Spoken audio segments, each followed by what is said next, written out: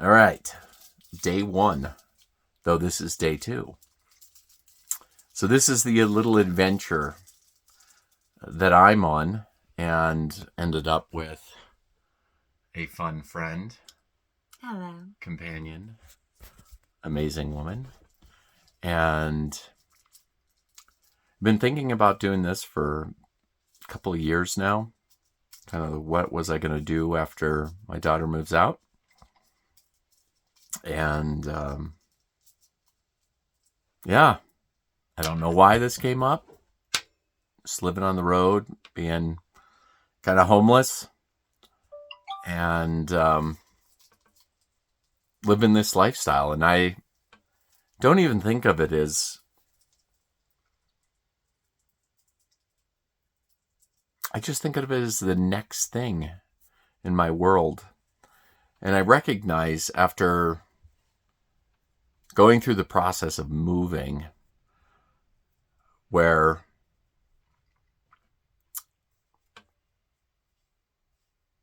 going through all my things, all the stuff that we humans put together, I started to realize, after a time that I was all excited to get through the move so that I could be homeless. And that kind of tickled me because I hadn't even thought of it. And I recognized by the feedback that I've been getting from people about this adventure and how they're excited for me and they just want to see what's going to happen. And it just feels like the next thing is happening. And it doesn't feel like this is like any kind of big deal. It just feels like it's the next thing. And we're having fun now. We've had our first night, so I'll talk a little bit about that. This is kind of funny. As we're leaving, we literally have been working for months on painting and getting the house ready and cleaning and selling and getting rid of stuff, and 5 trips to Goodwill and all of these things. And then we're so excited to finally get in the truck to leave. And we're just, beaming. And then I go to turn the key on the truck and it doesn't start, which is pretty funny.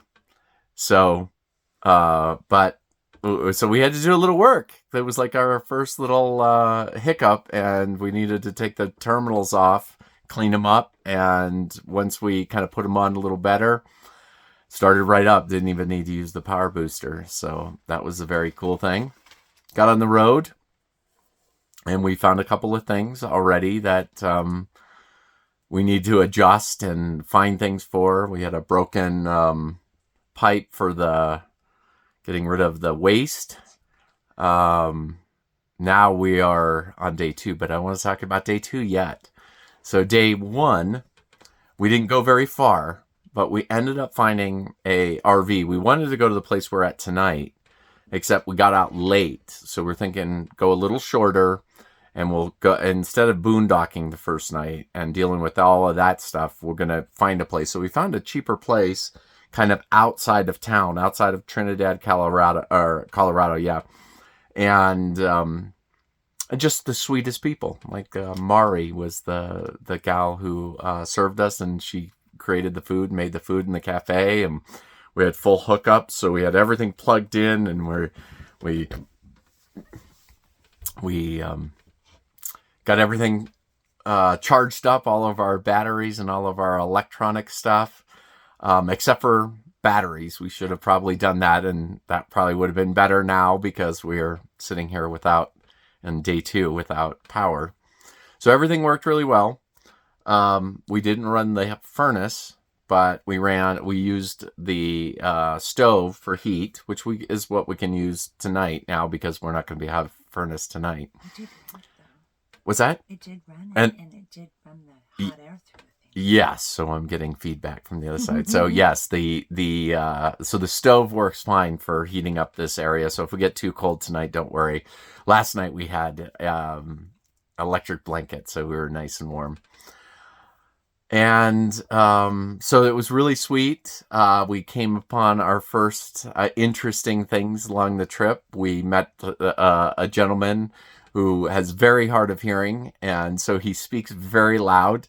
And but he was very nice, and he has a Great Dane that I went over and petted, and you don't have to bend over for Great Danes, but 15-year-old Great Dane, he'd obviously taken very good care of to get him to 15 years, but he seemed like he was kind of days out from going over the Rainbow Bridge,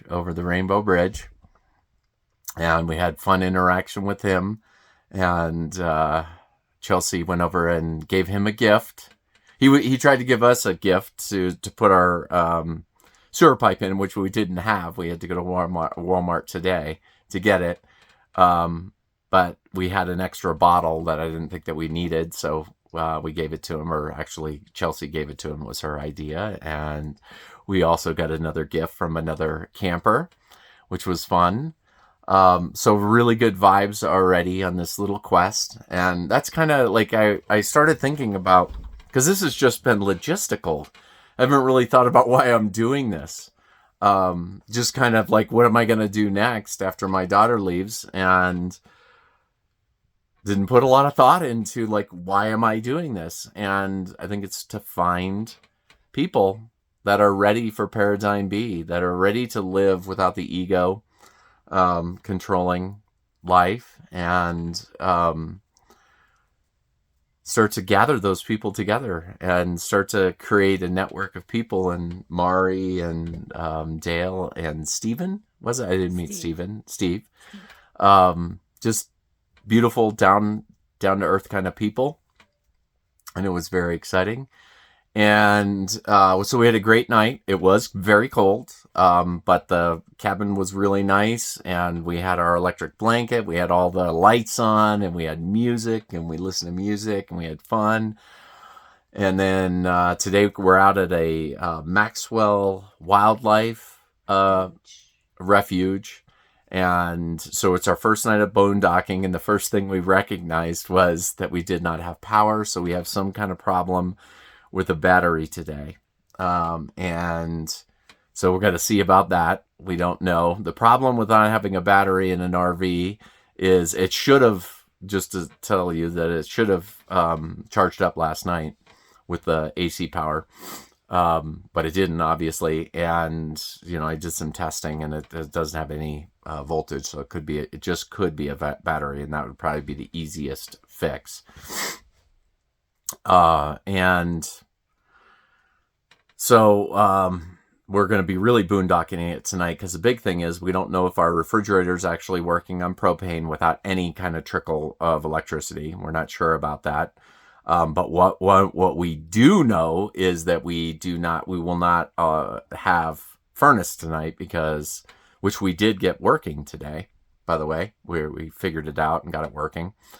But you need the DC power in order to get the fan to blow. So it's on propane. We've got plenty of propane, but we need a little bit of power to go. So we have a solar generator, which is in the mail, and will be at one of our destinations here in Phoenix as soon as we get there. But up until then, we don't know. And so, I'm going to leave this kind of what's permeating right now is kind of the ease. It's the simplified understanding of how easy it is to understand the soul versus the ego. And you don't have to use ego or soul. It's, there's a lot of different words, and it's all about the experience that you have. But the ego experience is, it's all about stories. It's all about personal identity. Whereas the soul, it just wants to come down here and enjoy this experience as being a human being. And that's all we're doing, is enjoying this experience of being a human being. And so that's kind of our discussion lately has been around, one other thing was kind of decide or how to actually self-modulate without going to see counselors and psychology and making things very simple. And it really comes down to EFM, which is, I used to do EFTI, and now I'm at just EFTM, because everything's just simplifying for me.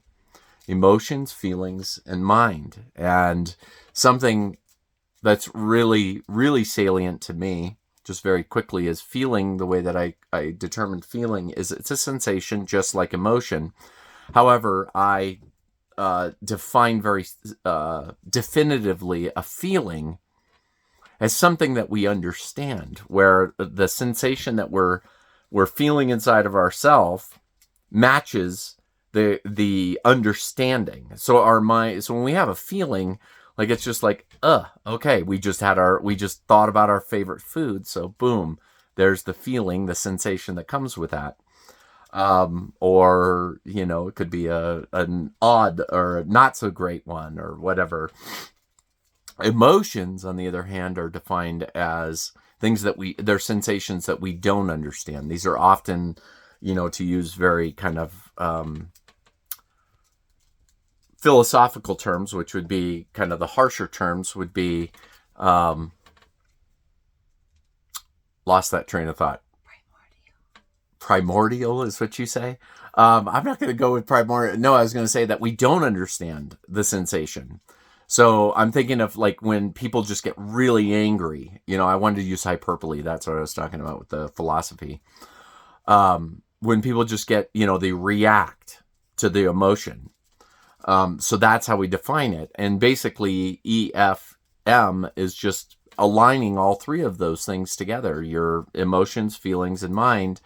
And so it's nuanced now for me because I'm not very reactive any longer, but I still have times when I'm not feeling all that great, because, and then I realize that what ends up happening is oftentimes if I'm not able to switch my lens to where I want to be, then what must be happening is meaning that I'm having a sensation which I'm not enjoying, or thoughts I'm not enjoying. So why can't I enjoy them? Well, there's probably something behind that. So there's a feeling, there's an emotion that's hiding behind a feeling. And so all it is, it's nothing, there's no big deal. It's just pay attention. It's always just paying attention to there's an emotion, and give it some consideration. When you give an emotion or a sensation, feeling, or emotion any attention, you're basically just going to experiencing the sensation rather than having your attention on your mind or what your mind thinks about it, because that's really what it is the ego has the mind encapsulated, or that's where it likes to go. Not that the mind isn't part of the whole business, so we're not trying to get rid of the mind.